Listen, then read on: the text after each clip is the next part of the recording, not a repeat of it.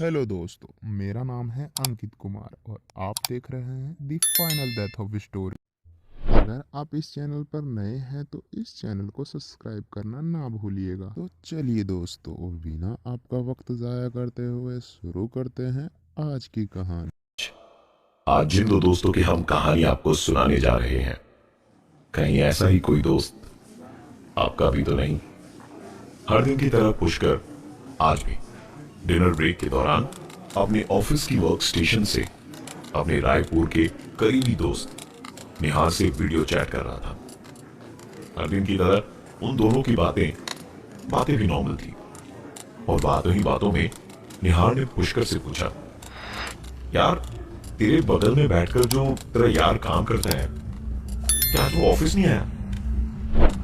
निहार का ये सवाल पुष्कर को बड़ा अजीब लगा। उसने निहार से पूछा, यार तू किसकी बात कर रहा है? निहार ने पुष्कर को बताया कि वही आदमी जो व्हाइट शर्ट पहनकर यार हर दिन तेरे बगल में बैठता है, बड़ी अजीब तरीके से घूरता है यार। पता नहीं इतना क्या इंटरेस्ट है उसको हम दोनों की बातें सुनेगा। पुष्कर ने निहार की बातों को सीरियसली नहीं लिया, क्योंकि निहार की बचपन से ही आदत थी पुष्कर को अजीबो गरीब इधर उधर की बातें सुनाकर डराने की, जिसकी पुष्कर को अब आदत हो चुकी थी। पुष्कर ने निहार से कहा, मजाक बंद कर गया।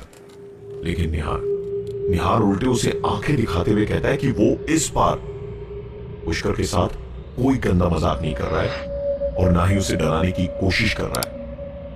वो असलियत में जानना चाहता है कि वो इंसान आखिर है कौन जिसे वो हर दिन पुष्कर के साथ वीडियो चैट करते वक्त देखता है। निहार ने पुष्कर को उस आदमी का हुलिया भी बताया। घुंघराले बाल, काली मूछें, रंग गोरा और हाथ में सोने की एक ब्रेसलेट है।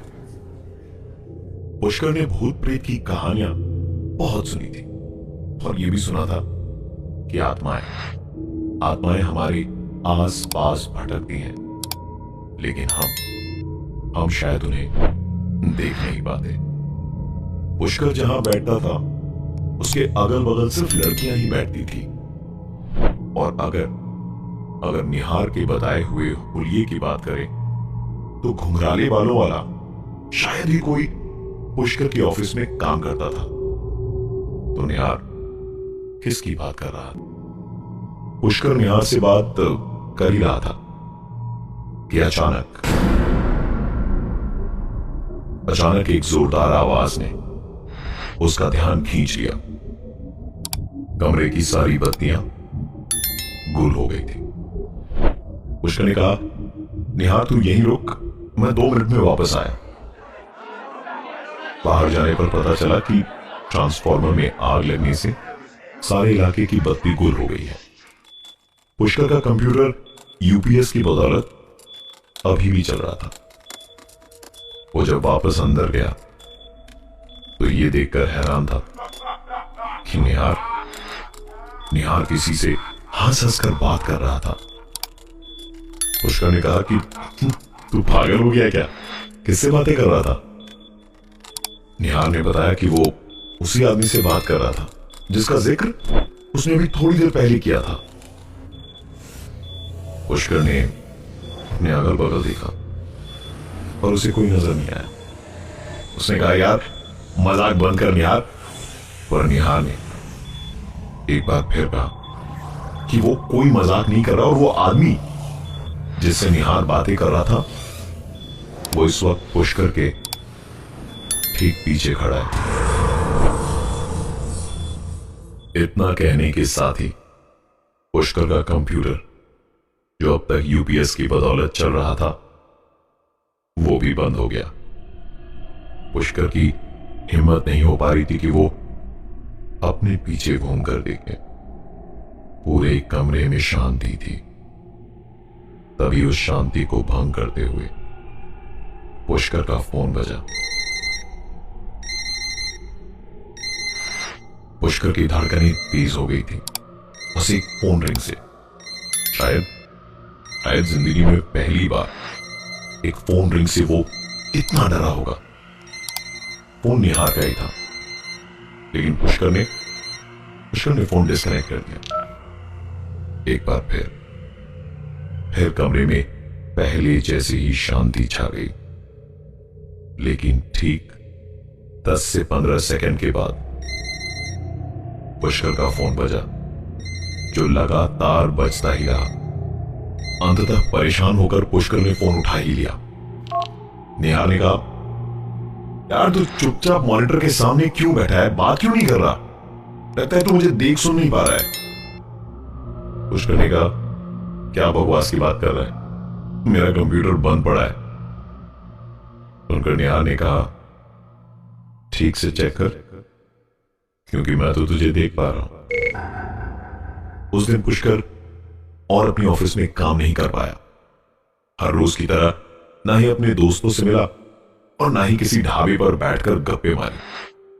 गुड़गांव की कड़कती ठंड में उसके पसीने छूट रहे थे। वो इस कश्मकश वाली परिस्थिति में रायपुर अपनी मां को फोन लगाता है, किंतु किसी कारणवश उसके फोन का उसे कोई जवाब नहीं मिला। निहार की बताई हुई बातें और इस इंसान का हुलिया याद कर सारी रात पुष्कर की आंखों से नींद गायब थी। उसका डर उस पर हावी हो चुका था।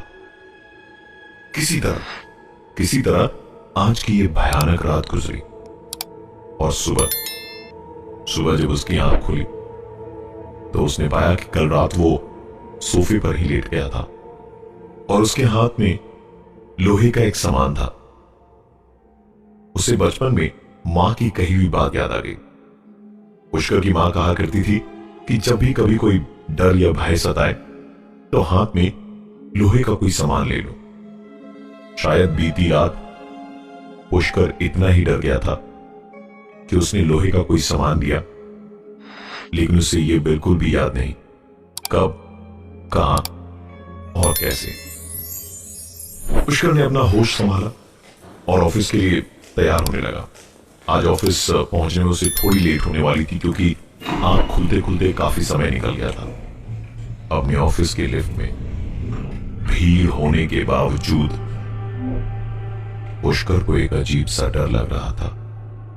उसे बड़ी घुटन महसूस हो रही थी और ऐसा लग रहा था जैसे कोई बार बार उसके कान के पास आकर उसका नाम ले रहा हो।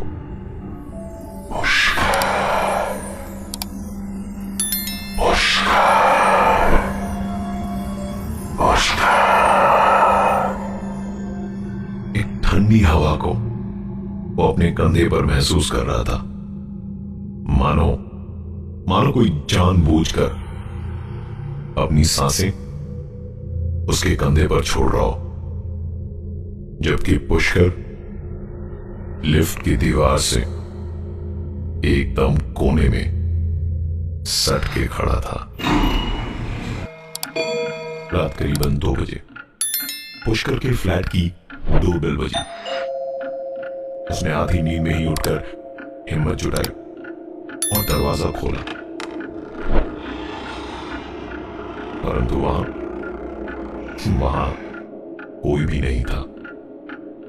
उसे लगा कि शायद उसकी ही सुनने में गलती हुई होगी। दरवाजा बंद कर जैसे ही पुष्कर पलटा कि एक बार फिर पुष्कर ने आई होल से देखा तो उसे अपनी आंखों पर विश्वास नहीं हो रहा था। दरवाजे के उस पार उसका दोस्त निहार खड़ा था। पुष्कर आई होल से उसे देखे ही जा रहा था कि तभी निहार ने दरवाजे पर हाथ से जोरदार प्रहार किया। हड़बड़ी में पुष्कर ने दरवाजा खोला। सामने निहार खड़ा था, जिसकी हंसी का ठिकाना नहीं था, क्योंकि एक बार फिर पुष्कर उसके मजाक का शिकार बन गया था। निहार और पुष्कर रात को जगकर बात कर रहे थे, पर थकान इतनी ज्यादा थी कि कुछ ही देर में गहरी नींद में सो गए। करीबन 15 मिनट के बाद निहार की नींद एक अजीब सी आवाज से टूटी। निहार ने पुष्कर को नींद से उठाया और दोनों दबे पांव किचन की ओर गए। फ्रिज का दरवाजा खुला था और पानी की भरी हुई बोतलें आधी खाली पड़ी थी।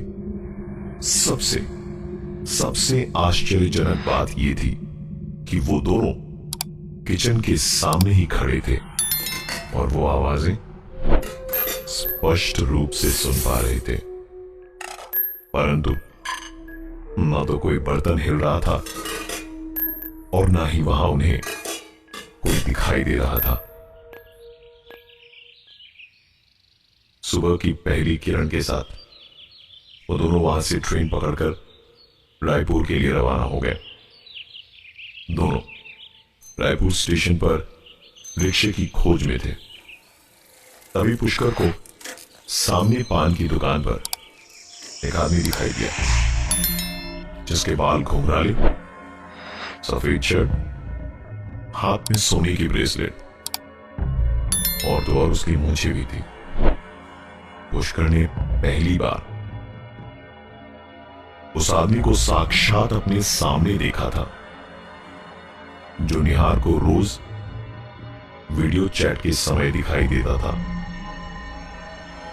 वो आदमी पुष्कर को देखकर अजीब तरीके से हंसे जा रहा था। पुष्कर ने कहा, निहार यही है ना वो आदमी जो तुम्हें रोज वीडियो चैट के समय दिखाई देता था?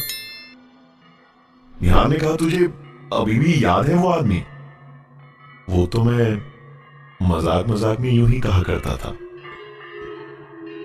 कई बार कुछ झूठ इतने बड़े होते हैं कि वो हकीकत को छोटा कर देते हैं। तो कैसी लगी दोस्तों आप सभी को ये कहानी? आशा करता हूँ कि आप सभी को बहुत अच्छी लगी होगी, और मिलते हैं आपसे एक और नई और मज़ेदार कहानी के साथ।